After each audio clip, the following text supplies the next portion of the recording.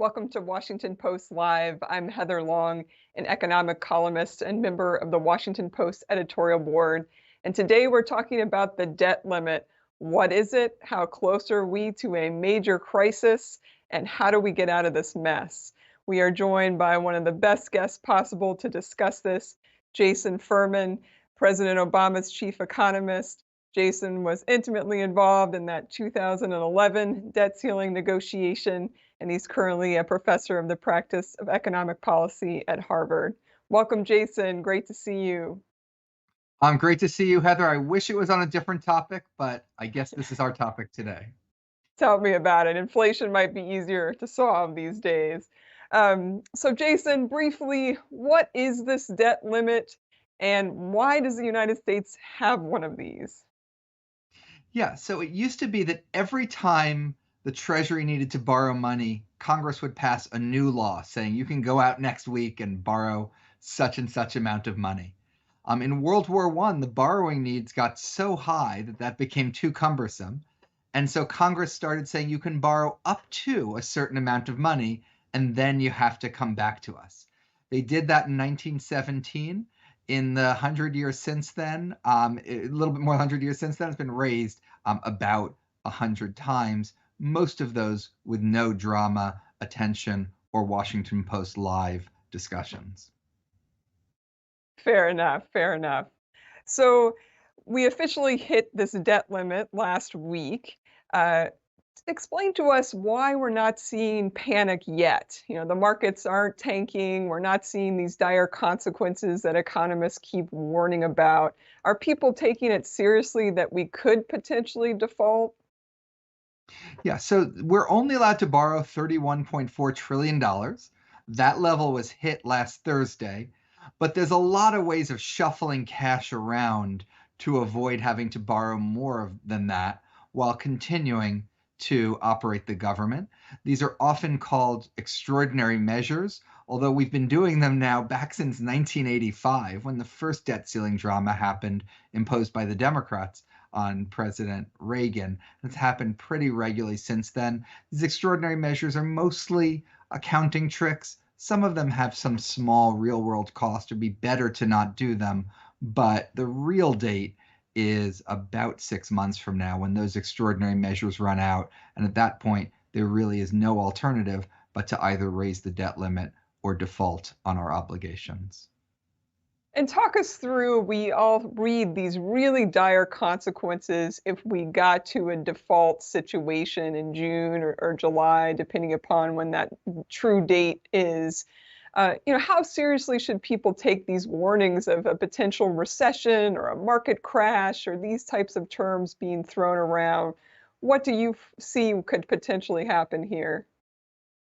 Look, we don't have any experience with this. We don't have any experience with this in the United States or around the world. Your normal fiscal crisis is that people become nervous about a country. They're afraid the country won't repay them, and so they stop lending to the country. This is a different type of thing. You would say the United States was going to effectively stop borrowing because it was going to say, we have this self-imposed limit. What would the government do? It might end up paying interest and principal on the debt and instead slowing down and canceling and delaying payments to everyone else. Who would those be? I don't know. Would it be senior citizens? Would it be veterans? Would it be teachers? Would it be the military? A lot of spending would need to be delayed. What would the consequences be? A huge risk in terms of markets, in terms of consumer confidence, and the more time it lasted, just the absolute certainty of huge damages to the economy.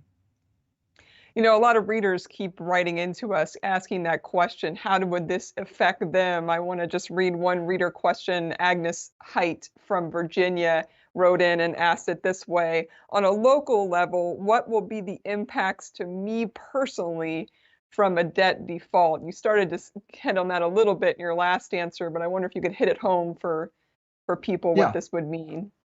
Right. So first of all, tens of millions of Americans, in fact, probably more than 100 million Americans, are getting things directly from the government. Social Security, Medicare, veterans benefits, unemployment insurance, a salary through a government job, all of that would be at risk of being delayed. Second, it could dramatically drive up interest rates, which could mean your mortgage rate, the rate on a car, on your credit card, and the like. And ultimately, it could lead to a very serious recession where your job could be at risk as well. Now, not all of this happens the day after you hit the debt limit. You hit the so-called X date, the date at which you run out of extraordinary measures. But all of these are a risk on the day after, and a risk that grows dramatically in the days and weeks following. Yeah. Take us back to 2011. You were there in the White House. We saw the photo of you standing there huddling around the president trying to figure out what to do in a similar situation. What did you learn, and folks like President Biden learn from the 2011 episode? Yeah, I mean, first of all, there's just the amount of effort that goes into this just basically artificial problem is really depressing when we have real problems like poverty and climate change that merit much more attention. But the White House is right that they do need to pay attention to this. You get this wrong, and it's going to make everything else worse. In 2011, we did negotiate over the debt limit. That negotiation we thought might have some upside in terms of getting a fiscal deal that would have some benefits. That upside didn't really materialize. Instead, we got basically all downside as the negotiations collapsed multiple times, led to all sorts of brinksmanship. Interest rates ended up going up. It cost the government and taxpayers ultimately a lot of money. And so the lesson we took from that debacle, where we went right up to the edge, is don't allow it to be held hostage in the future. Don't have big high stakes negotiations over it. Insist basically on a clean debt limit. That's what the Republican Congress did for President Obama the rest of his time in office. For President Trump, he got basically clean debt limits. There were some minor negotiations around the edges. Sometimes something travels with the debt limit. There's nothing wrong with that, but what you don't want is the incredibly high stakes brinksmanship and the threat of default to be used.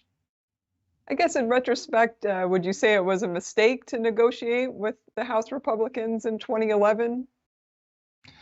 I think it was a mistake in retrospect. At the time, there were good reasons to think that it wasn't a totally crazy thing to do. And to understand, the negotiation wasn't that President Obama got a debt limit increase in exchange for the Republicans getting all they want.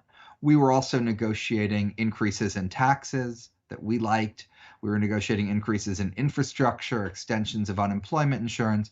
So the negotiation itself had a lot of give and take within it. It wasn't just here's the Republican demands in exchange for not shooting this hostage. So where the Republicans are starting now, it's much more one-sided, lopsided. And right now, the negotiation's even harder than 2011 because the Republicans don't really know what it is they want. It's hard to negotiate with people if they won't even list their demands.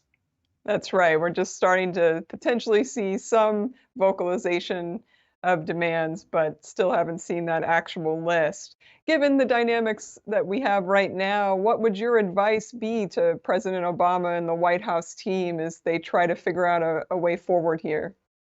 President Biden and the White House team, of Sorry. course. Um, Sorry. uh, I get my own children's names confused all the time. So, um, I think they're doing it right, which is to not negotiate. Now, they should stress there will be and there should be a fiscal negotiation this year. Discretionary spending, the annual spending that Congress decides every year for things like defense and education, those spending levels need to be set by September 30th.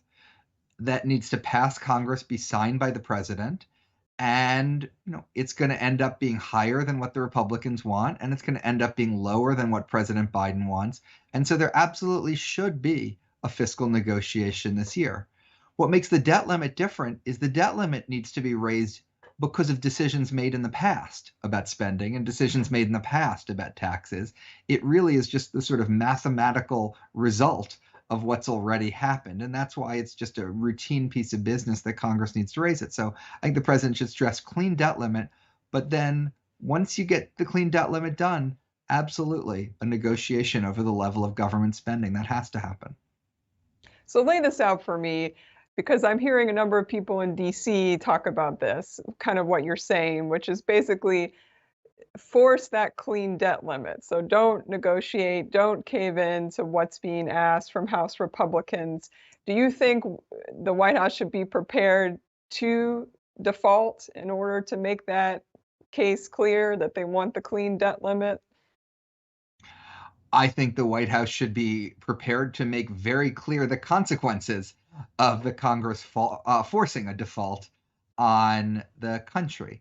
And, look, of course, if it's a day before the X date when the extraordinary measures run out and Congress passes a law that says there's a $1 cut in President Biden's favorite plan and the debt limit goes up, of course he should sign that. I mean, debt limit bills have often had other things on them. It's not that nothing can travel with it, but those things have to be pretty sort of, maybe it's some fig leaf that Congress comes up with, something that says, we all agree that the debt is a problem. We all agree that we need to look at really major important government programs to see what can be done to better assure their funding. So I think there's various fig leaves, there's various small things, there's various things that could happen in parallel. But the more the president makes clear that, he's not going to engage in a high stakes brinksmanship negotiation on this topic, the more likely it is that Congress is going to do its job and raise it the way it has, roughly 100 times in the past century, with almost all of those times being without drama. Is there any benefit to the United States to continue to have this debt limit? Is it something we should get rid of? Absolutely. We should get rid of it. I spent a lot of my time in those negotiations in 2011 with McConnell's top person, a guy named Rohit Kumar. And we both came to the conclusion that the debt limit was a terrible idea. We then ended up writing an op-ed together after, while President Trump was in office, saying get rid of the debt limit. So my view when Trump was president was Democrats should not use this weapon. They should not threaten default. And in fact, they should be willing to get rid of it forever. Now, as a practical matter, I think that could be difficult to get done politically. But one thing in its favor, a lot of Republicans right now really think they're going to win the presidency next. A lot of Democrats really think they're going to win the presidency next. So rather than take this issue off the table for 2 years, maybe Democrats can hope they'll take it off the table for the next Democratic president, Republicans for the next Republican president. And the winner of that will be really not either party, but all of us. We can hope. Yeah, that's some interesting political calculus. Take us really big picture here. If we get to this point in June, this X date that you keep talking about, or basically a default type situation, is there any chance that the United States loses its status as the reserve currency or kind of really loses the trust of investors around the world? Look, this is a continuum, not a binary. People often talk about the reserve status of the dollar, and that's the idea that lots of foreign central banks hold dollars. Dollars are incredibly safe. Dollars are incredibly liquid. And we get some benefits from that in terms of lower interest rates cheaper borrowing, and and some other benefits in terms of ability to have a higher living standard. So the reserve currency is a good thing, but it's not binary. Interest rates can go up 1/100th of a percentage point. They can go up 10/100ths of a percentage point. They can go up 1 percentage point. And the more we play around with this, the more interest rates could go up. And just to put some context on that, let's say interest rates go up 50 basis points. That's half of a percentage point. Let's say that happens. That would end up costing us about $100 billion a year. That would cost us $1 trillion over the next decade. And it would be just a horrible irony that a process that started out with the goal of restraining the debt and lowering government spending ended up creating basically a new government program, which was spending $100 billion a year just on those higher interest costs. And just to put that in perspective, 50 basis points, when Prime Minister Liz Truss, briefly the Prime Minister of the United Kingdom over the summer, came out with a budget that lost the confidence of markets, they saw their interest rates go up by even more than that. So that's a completely plausible, not at all crazy, impossible market reaction to playing around with this. And, would that mean the end of the reserve status of the dollar? Probably not. Would we be paying an extra $100 billion a year to keep that status? Yes. That's a completely unnecessary price to pay. We don't need to do that. Yeah, that's a pretty big price tag for principles. But stepping aside from the debt limit, which you've wonderfully described why it needs to be lifted in a routine way, you also brought up fiscal sustainability for the country, which is a big issue on a lot of people's minds.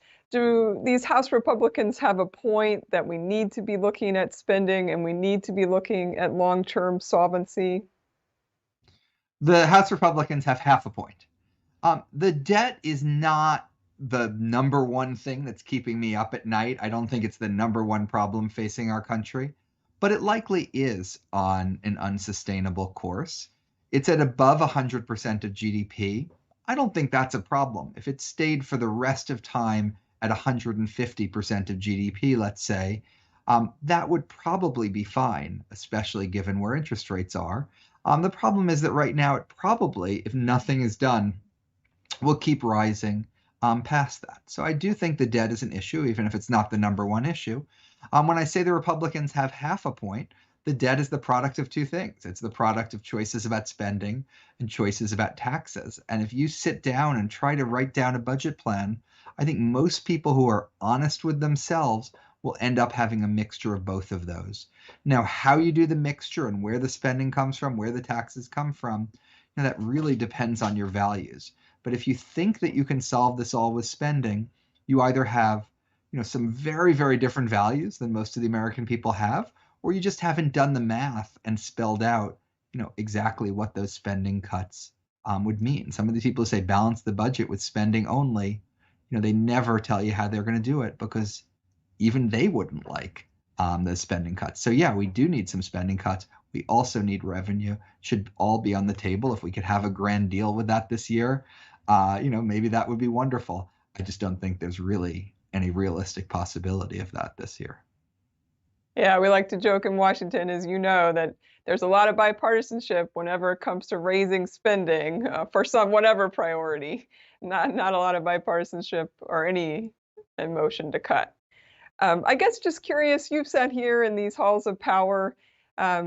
What do you think it would take to get one of this grand deal that you're talking about? It sounds so simple, but it's really hard politically. Do we need another commission? Do we, what realistically do you think could get us there?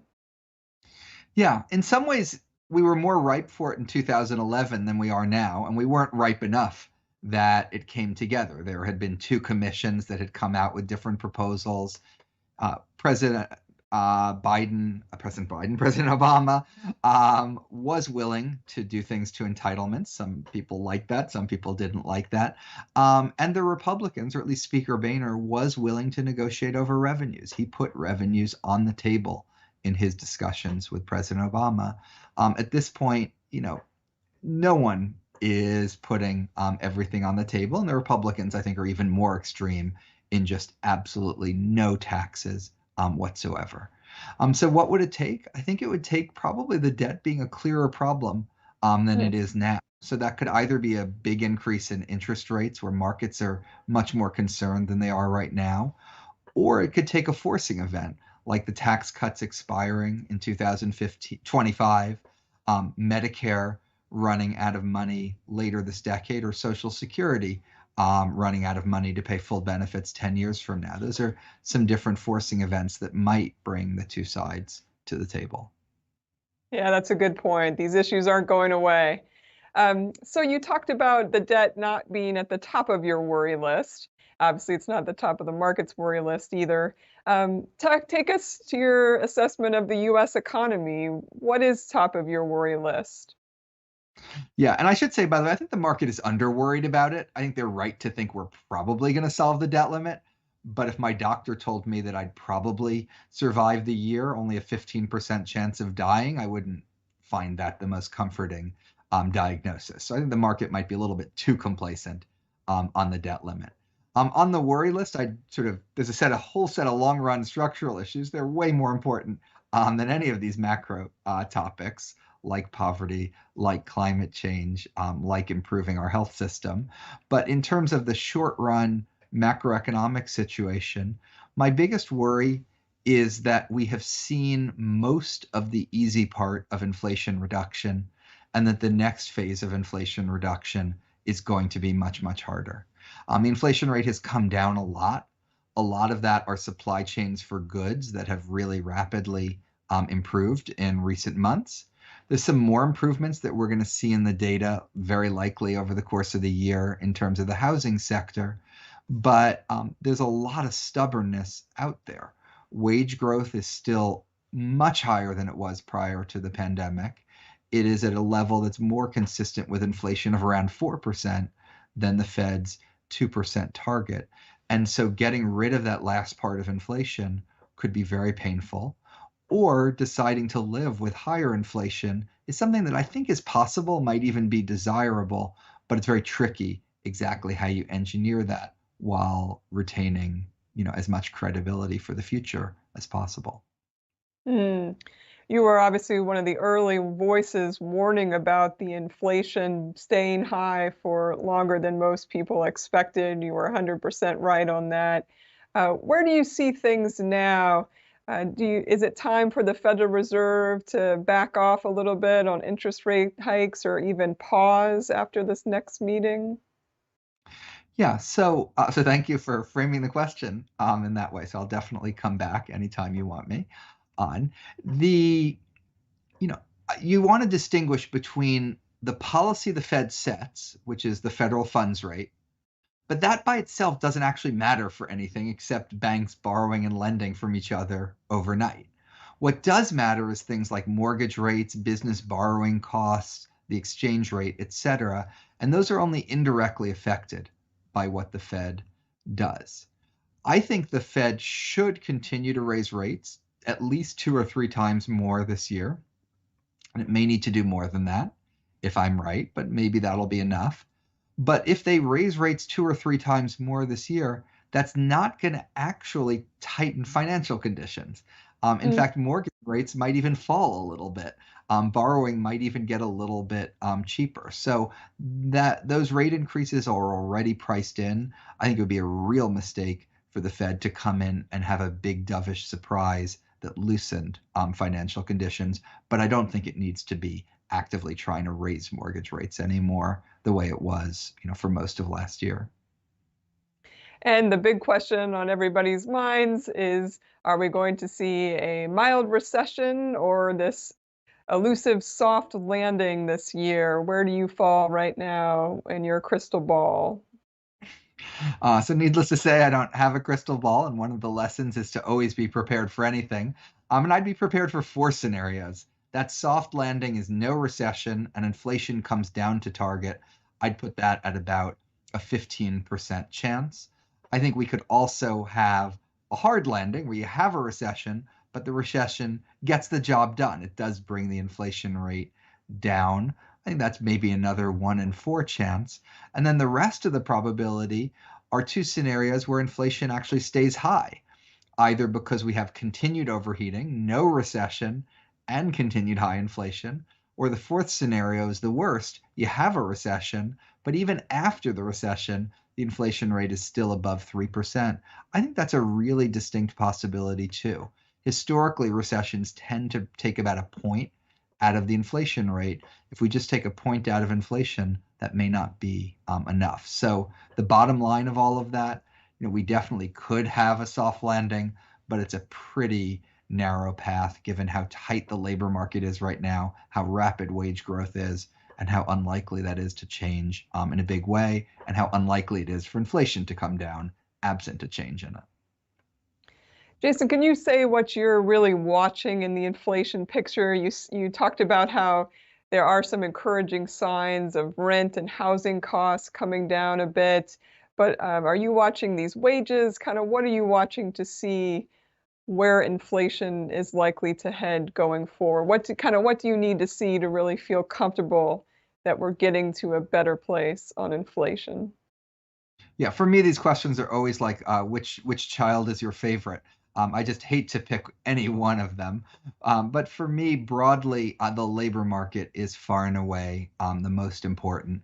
And so wage growth, every time the jobs numbers come out, the headline is always this many jobs, this amount of unemployment. I always turn first to look at what the pace of wage growth is. We're going to get very good data on that next week from something called the Employment Cost Index, which is a very accurate measure, or a more accurate measure at least, that we get 4 times a year. I'm looking at the degree of labor market tightness. In particular, what I'm rooting for is that we see some loosening in the number of job openings without the unemployment rate going up. That's not something we've seen happen historically, but that would be the happy way in which the labor market would loosen up, would be, job openings falling without unemployment. And then finally, of course, one should look directly at the price data, but it can be so confused because every month there's 18 different stories as to why egg prices went up and used car prices went down, and stripping through all that noise can be a difficult and contentious process. And lastly, I'm curious your take. We've all been watching these tech layoffs in the headlines. It feels like every day another few thousand tech workers are laid off. Uh, is there anything to make of that? Is that any sort of signal to the broader US economies and where it might be heading? I think there's frankly very little signal in that. First of all, tech added a lot of jobs. So even with these layoffs, a lot of the employment is still higher than where it was, say, 2 years ago. A lot of these people are getting tech jobs in other sectors, maybe outside the tech industry. I think in general, it is much better to look at the government data, which tells you about all 150 million jobs in the country, rather than look at headlines for employers that employ, maybe 1 million people in the economy as a whole. So I'm not saying, it's difficult for that industry. It's difficult for people in that industry. Certainly job growth is going to slow down. Layoffs are going to rise, but I wouldn't make too much of the headlines. The thing I'd make more of than any of those headlines is the 3.5% unemployment rate, the lowest in 50 years. And in a lot of ways, that's a really wonderful thing. I'd love it if we could keep as much of that as possible. And there's some headlines today from the Washington Post that a new National Economic Council chair may be appointed pretty soon, and it could be Lael Brainerd, the current Federal Reserve #2. If she moves to the White House, any interest from you in potentially a Federal Reserve job? I love teaching here at Harvard and joining you on things like this, so not going anywhere. All right, that sounds good. Well, thank you for joining us today, Jason. Very insightful, and we certainly hope that you are right and we can reach a compromise on the debt limit soon. Thank you. Thank you for joining us on this Washington Post Live. We have a great lineup coming up. You can check it out at WashingtonPostLive.com.